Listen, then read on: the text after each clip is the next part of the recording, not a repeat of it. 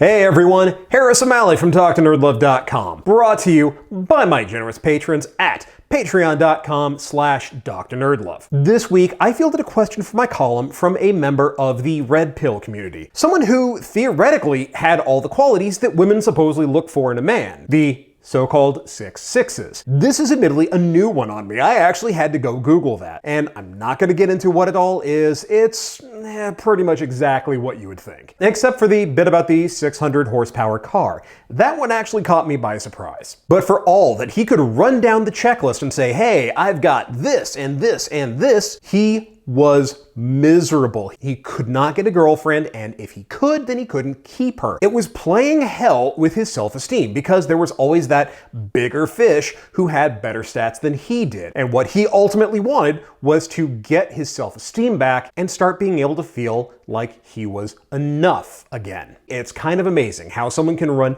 headfirst into the point and still miss it. This dude supposedly had all the things women were supposed to want, and it wasn't working out for him. And the reason why is because all of that had nothing to do with dating or attraction. The biggest problem is that there was no there. I bring this up because this guy was hitting the same problems that a lot of people, my readers, the clients I work with, even folks like you who are checking out this episode, run into all the time. They struggle with dating because they get hung up on all the wrong things. Folks don't know how to get better. They have all of these self-limiting beliefs, or they get frustrated and quit, or in some cases, never get started in the first place. And hey, I get that.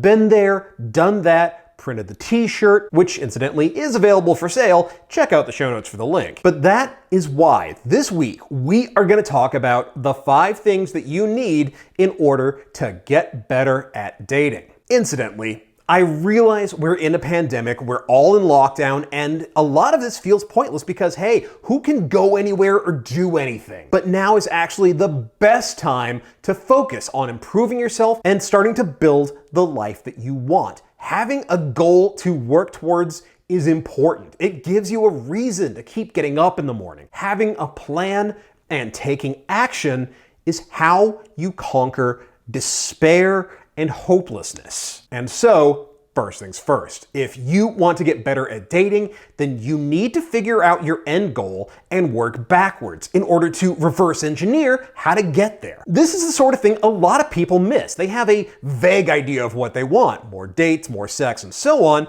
but no concrete idea of what that looks like or what it would mean for them. This is actually what trips a lot of people up. Because they aren't entirely sure what the end goal ultimately looks like, they don't know how to get there or even where to begin. As a result, everything seems so overwhelming, there's so much to do and they don't know where to start, that ultimately their brains vapor lock or they go into analysis paralysis rather than getting started. So, start from the end. Ask yourself, in detail, what would your ideal life look like? Who would your ideal partner be? What would you be doing in this ideal world? And then work backwards from there. And if you're not entirely sure, then it can help to find a relationship role model, someone who represents what your ideal life would be, and to work backwards from there, taking each stage and asking what it would take to get there, then examine the step before that, and then the step before that. Work the problem backwards until you get to your current state. I get it, it seems a little weird and counterintuitive, but trust me, not only does it work, but it will get you better results than anything else. One of the biggest mistakes that people make when trying to get to their goals is that they can visualize achieving what they want, but they leave out the steps of how they're going to get there in the first place, which is actually the most important part. Working backwards from the end result forces you to look at each of those steps and figure out how you're going to achieve them. And incidentally, gentlemen, you do not want to make the mistake of thinking that you need to work this in a strictly linear fashion. A lot of guys get into what author Jenna Birch calls linear progressive thinking. That is, they have to work on one thing at a time in sequential order. I see a lot of guys do this when it comes to working on themselves to get better at dating. First, I have to get in shape, then I can work on my social skills, then I develop my style, and then I can start practicing approaching women. Not only do you not need to take things linearly, but ultimately this just slows you down and causes you to miss out on a lot of opportunities and amazing people because you thought you had to hit 100% on each status bar before you could ask someone out on a date. In a lot of ways, it becomes a method of avoidance, which we'll get into in a second, because it gives you the excuse of, oh, I can't do this, I'm not ready.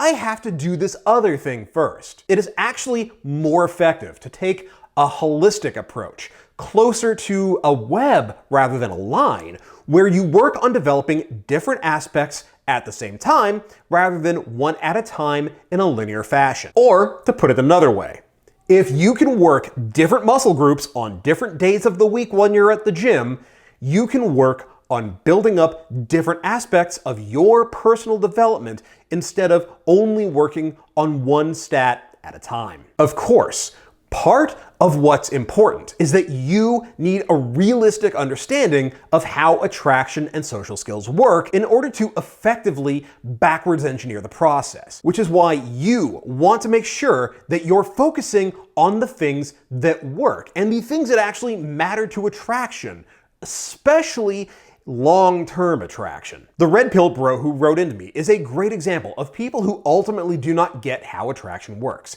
He, like a lot of other people, treated attraction like a checklist, where you say, oh hey, so I've got this, and I've got this, and I've got this, and I've got this, and if I have all these things, then people will like me. And, well, that's not how this works. Part of the problem with treating attraction like a matter of points on a spreadsheet is that you are sabotaging your own sense of self-worth and your self-esteem. When you are focused on those metaphorical points, you are setting up an antagonistic frame. Not just between you and the people that you're interested in, but you and everyone else too. When you do this, there will never be a point where you can relax and just be with someone, because there will always be a bigger fish. Someone who's going to be taller, richer, have a better car, whatever.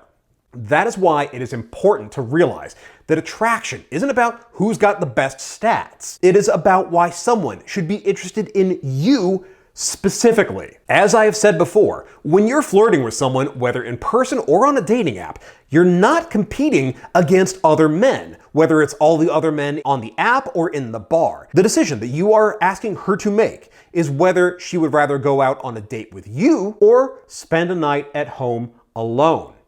That is why attraction isn't about the checklist or the 6 sixes.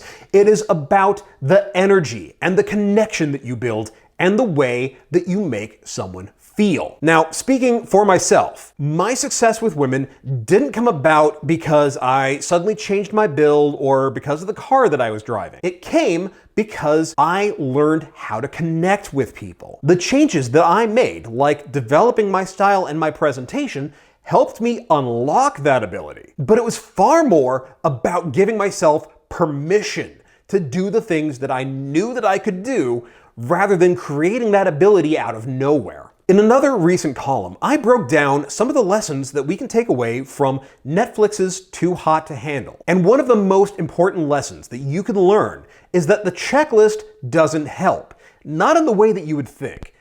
The most important takeaway from the show were that the things that led to people finding a connection were humor, vulnerability, and emotional intelligence. In fact, the man who became the breakaway favorite with the audience, David, was the man who was the most positive, the most open-hearted, even the person who is most unafraid to be emotional. Like I've said before, if you can embody strength, kindness, and compassion with a little humor mixed in, then you're gonna need to invest in some tearaway pants. But if you're going to improve, then you need to do more than just work out your progression plan.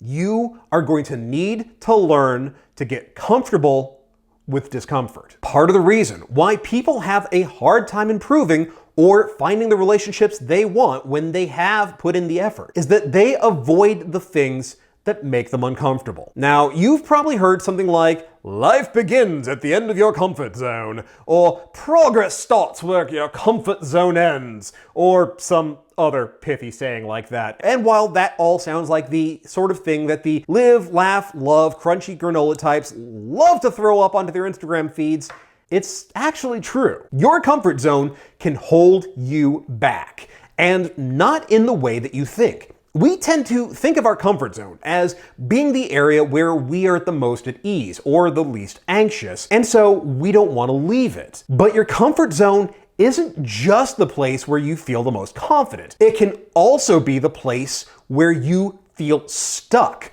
because you're anxious or afraid. You can get stuck in your comfort zone because you're avoiding the challenge of doing things differently or things that are out of character for you. Maybe you look at the people who represent the life that you want and you think, oh, that can't be me.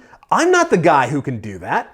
Or you decide that you can't wear the clothes that you really like because you aren't in the right shape, or you're not cool enough, or confident enough, or that women just don't like guys like you. In reality, the issue is that you're afraid to try, because challenging yourself in those ways can be incredibly uncomfortable. And hey, maybe you've tried it before and you failed that time. So now you don't want to face the potential discomfort again, because what if you fail again? What if you embarrass yourself? What if you do it wrong? Your comfort zone quickly becomes an excuse, not even because of the discomfort of failing, but because of the fear of feeling that discomfort. The sensation of that fear becomes the thing that you try to avoid, even more than the actual discomfort of trying something and failing. And so, in order to avoid the potential of feeling that fear, you stop trying. You give in,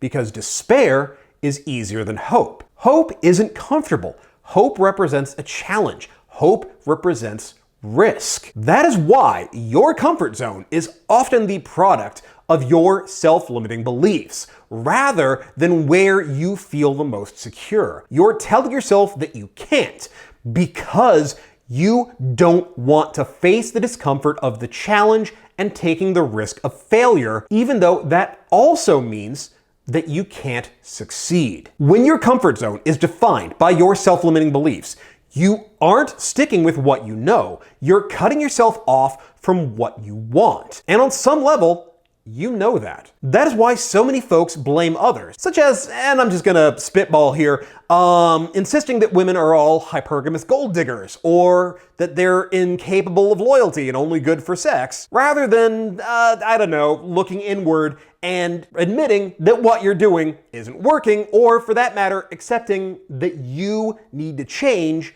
and to do things differently. And hey, I get it. Sometimes those beliefs are the result of trauma. Nobody is saying that you didn't experience some heinous shit and that understandably left you with some scars. But if you want to break out of your comfort zone and actually get better at dating, then you need to find the experiences that caused you pain and work towards resolving your feelings towards them so that you can learn to face them without fear. There is no change or improvement without discomfort. Even just getting into shape is going to demand that you get comfortable with being uncomfortable.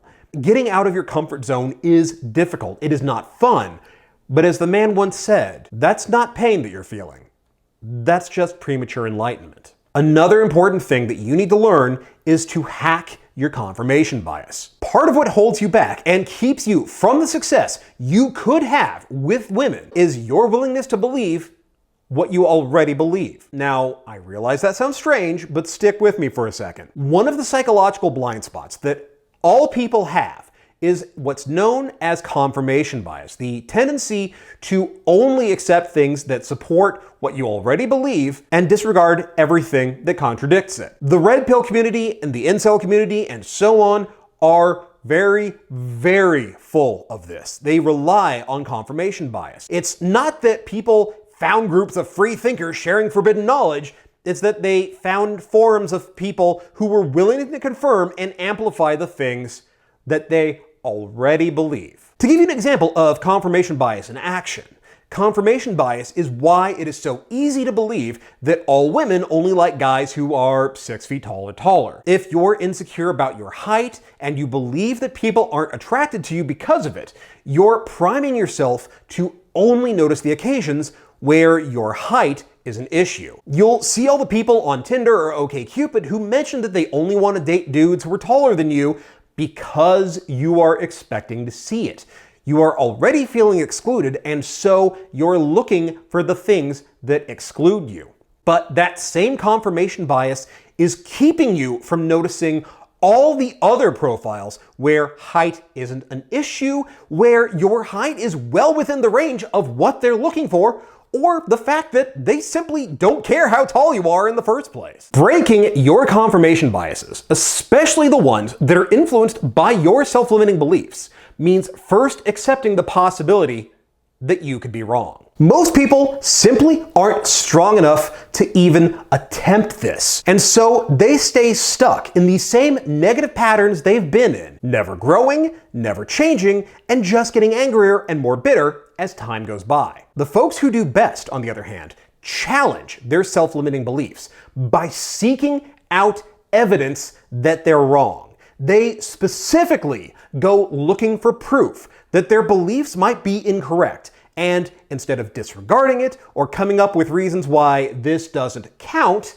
they take it in and change their beliefs. Confirmation bias is part of why you've got so many folks who insist that so-called betas are only getting used by the women who date them. The men who feel this way don't have the strength to challenge themselves or their beliefs, and so they have to create increasingly elaborate and outlandish excuses for why their beliefs are correct, despite all evidence for the contrary. But the folks who improve the most are the ones who learn how to hack their confirmation bias and make it work for them. They're the ones who decide that they're going to believe differently and create a feedback loop that supports those positive changes and new beliefs. After all, confirmation bias works both ways.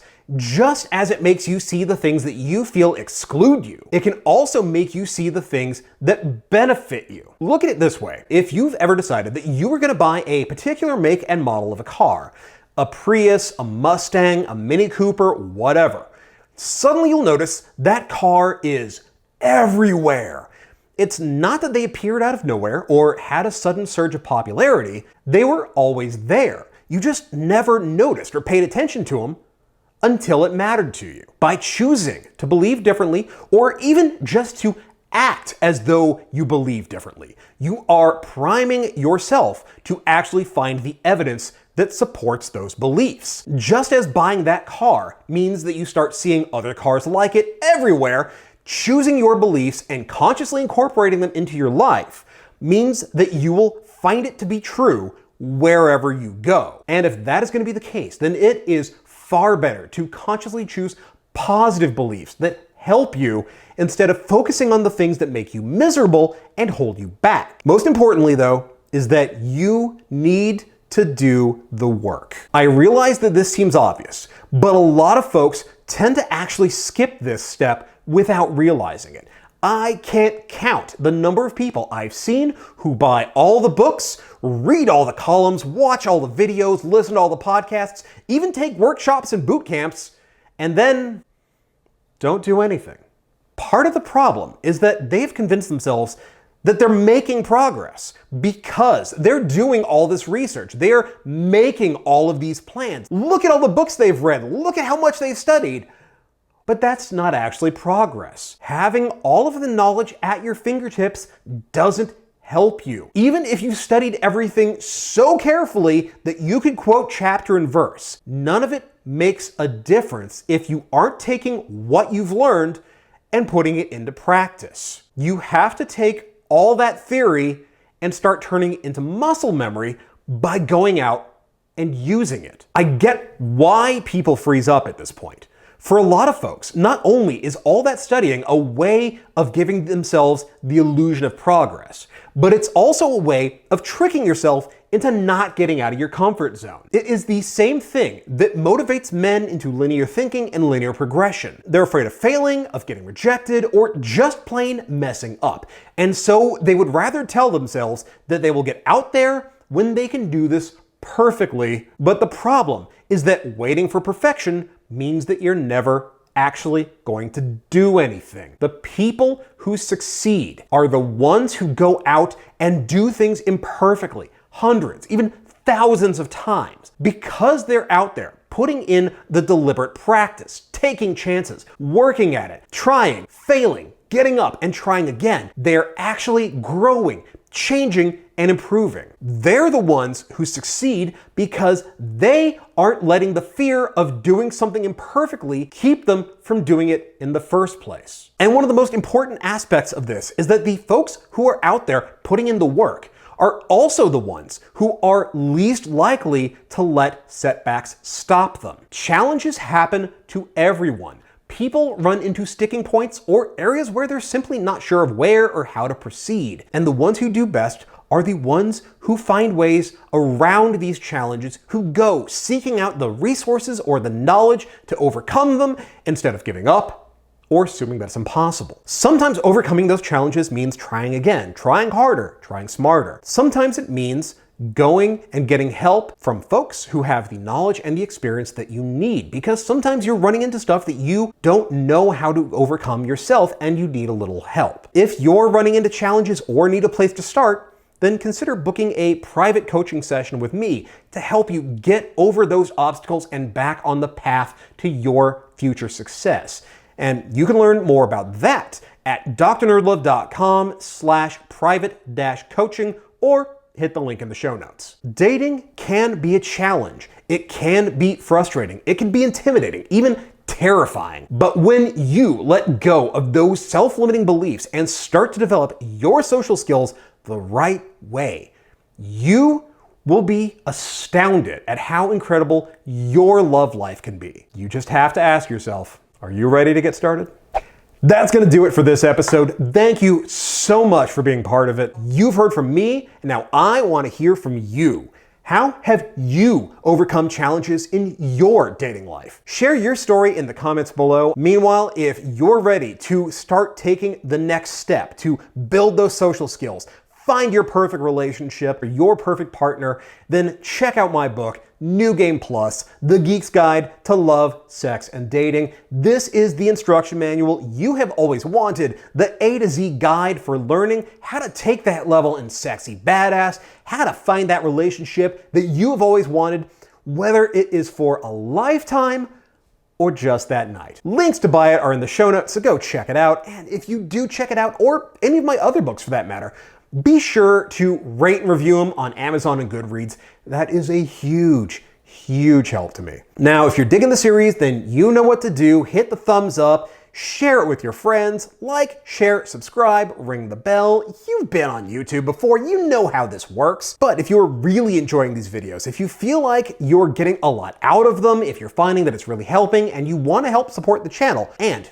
in the process, help fund some awesome new projects, consider becoming a patron at patreon.com/drnerdlove. Even $1 is a huge, huge help. It covers hosting, covers equipment costs, and like I'm always saying, I can't do this without the help of my patrons. So whether you are brand new or you've been with me from the beginning, thank you all so very, very much. Meanwhile, follow me on Twitter at @DrNerdLove. Join the private Facebook group NerdLove Academy at facebook.com/groups/DrNerdLove. And as always, hit that logo to subscribe, check out my other videos, and I will see you here next time with more about love, sex, and dating.